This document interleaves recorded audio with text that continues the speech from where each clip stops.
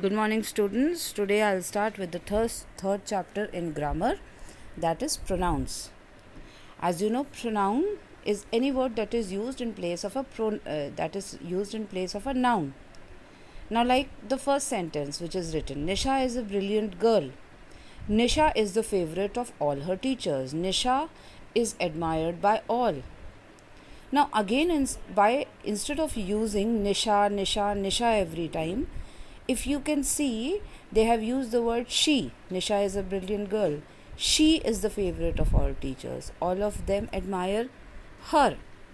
So, instead of Nisha, she is used, her is used. These words become pronouns.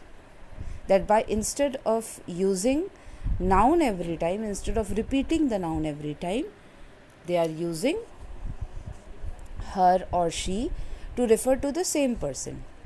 Now, there are kinds of pronouns. First is personal pronoun, where you use I, we. That is the first person of the personal pronoun. When we come to the second person, it's regarding you, yours. We are talking about the second person. And third person is when we talk about somebody third person. Not talking about myself, not talking about the person in front of me. I'm talking about somebody else. Them, her, his. Okay, that's personal pronouns. We come to the next page and we have possessive pronouns, where we use words like mine, yours, my. Okay. Then on the next page we have reflexive pronouns. Remember, in such kind of pronouns, you will always find them ending with the word self. Myself, themself, yourself, himself, herself. All these will come under reflexive pronouns.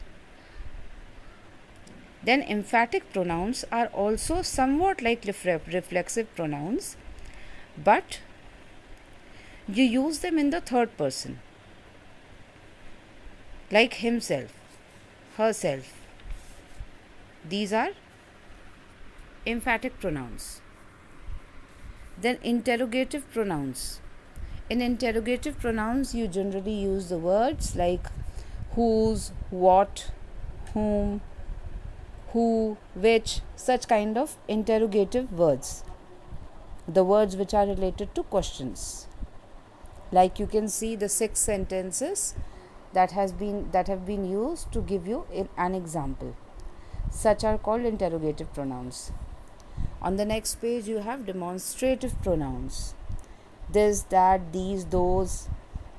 All these words are used under demonstrative pronouns. And then we have indefinite pronouns on the same page.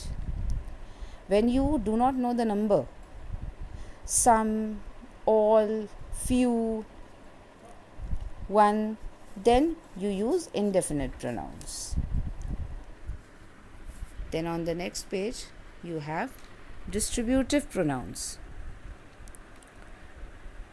which show that certain persons or things are taken one at a time. Like each of the girls got a prize. Neither of them is interesting. Either of the two roads will take us to Delhi. So either, neither, each, all these come under distributive pronouns. And then comes relative pronouns. Relative pronouns, the words which join two sentences. I saw the girl whom you met yesterday. So you are using whom to join two parts of a sentence. Who, whose, whom, that, which, all these words will be used under relative pronouns. Please read the poem which Wordsworth wrote. So you are using which word to join two sentences. This is called relative pronoun. Then when you come on page number 28, you have certain exercises. I have solved them for you. On 29 also you have some. All these exercises are related to the types of pronouns, the kinds of pronouns which I have just told you about. Okay, so you will do all these exercises in your copy, that is the grammar copy. That is all.